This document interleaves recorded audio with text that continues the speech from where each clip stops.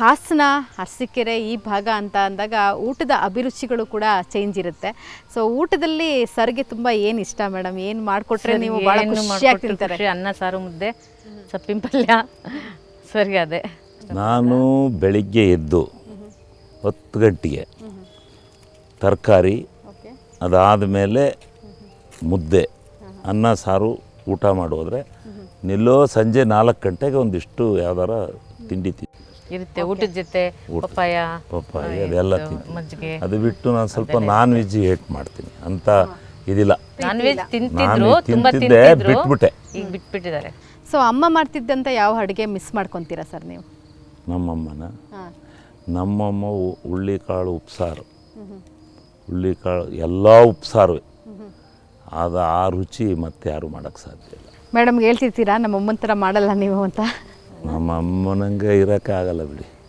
ಅಷ್ಟು ಒಂಥರ ದೇವತೆ. ಅಷ್ಟು ನಮ್ಮೆಲ್ಲರನ್ನೂ ಸಾಕಿ ನಮ್ಮನ್ನೊಂದು ಲೆವೆಲಿಗೆ ತಂದು ಕೊನೆಗಳಿಗಲ್ಲಿ ಅವಳು ಇದಾಗಬೇಕಾದ್ರೆ ಒಂದು ರೋಗ ಬಂದ್ಬಿಟ್ಟು ಇದು ಕಾಯಿಲೆ ಬಂದ್ಬಿಡ್ತು. ಆ ಕಾಯಿಲೆ ನಾವೇನೇ ಮಾಡಿದ್ರು ಉಳಿಸ್ಕೊಳಕ್ಕಾಗಲಿಲ್ಲ. ಅಂದರೆ ಇನ್ನೂ ಇರೋರು ಅವರೆಲ್ಲ ಗಟ್ಟಿದ್ರು, ತುಂಬ ಗಟ್ಟಿದ್ರು. ಅಮ್ಮ ನೀವು ರಾಜಕೀಯಕ್ಕೆ ಬಂದಿದ್ದು, ನೀವು MLA ಆಗಿದ್ದೆಲ್ಲ ನೋಡಿದ್ರು ಅನ್ನೋದು ನಿಮಗೆ ಸಮಾಧಾನ ಇದೆಯಾ? ಹೌದು, MLA ಆಗಿದ್ದ 2 ಸಾರಿ MLA ಆಗಿದ್ದಾಗಲೂ ಇದ್ದರು.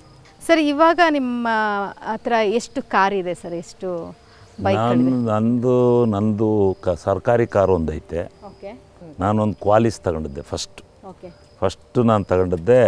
ಇಲ್ಲ, ಒಂದು ಜೀಪು 40,000 ರೂಪಾಯಿ ಕೊಟ್ಟು ಒಂದು ಜೀಪ್ ತಗೊಂಡಿದ್ದೆ ಕಾಂಟ್ರಾಕ್ಟ್ ಮಾಡುವಾಗ. ಓಕೆ. ಅದಾದಮೇಲೆ ಒಂದು ಕ್ವಾಲಿಸ್ ತಗೊಂಡೆ ಲೋನ್ ತಗೋಬೇಕಾದ್ರೆ. ಎಷ್ಟು ಸ್ಟ್ರಗಲ್ ಪಟ್ಟಿದ್ರಿ ನೀವು? ಅಲ್ಲ, 40,000ಕ್ಕೆ ಭಾಳನೇ ಶ್ರಮಪಟ್ಟು ತಗೊಂಡಿದ್ದೆ ಬಿಡಿ. ಒಂದು ತಗೊಂಡು ಅದನ್ನು ಒಂದು ವರ್ಷದಲ್ಲಿ ಇಟ್ಕೊಳಕ್ಕಾಗಲ್ಲ, ಸ್ವಲ್ಪ ತಾಪತ್ರಿ ಮಾರಿಬಿಟ್ಟೆ.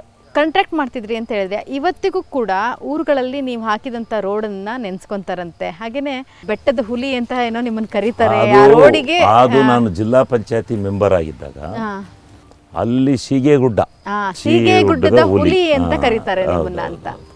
ಅಲ್ಲಿ ಸೀಗೆಗುಡ್ಡಕ್ಕೆ ಯಾರೂ ರಸ್ತೆ ಮಾಡ್ಸೋಕ್ಕಾಗಿರಲ್ಲ.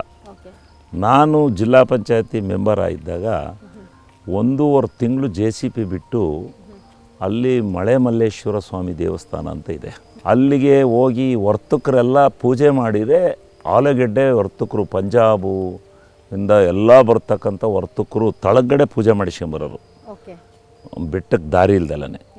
ನಾನು ಅದಕ್ಕೆ ದಾರಿ ಮಾಡಿಸಿ ಫಸ್ಟು ಬೆಟ್ಟಕ್ಕೆ ನಾನೇ ಹೊಡ್ಕೊಂಡು ಹೋದೆ. ಹೋಗಿ ಗಾಡಿನಲ್ಲಿ ಜೀಪ್ನಲ್ಲಿ ಹೋಗಿ ಪೂಜೆ ಮಾಡಿಸಿ ಬಂದೆ. ಪೂಜೆ ಮಾಡಿಸಿದ ಮೇಲೆ ಎಲ್ಲ ಹೋಗ್ಕತ್ತಿದ್ರು. ಈಗ ಭಾಳ ಚೆನ್ನಾಗಿ ಮಾಡಿದ್ದಾರೆ ಎಲ್ಲ.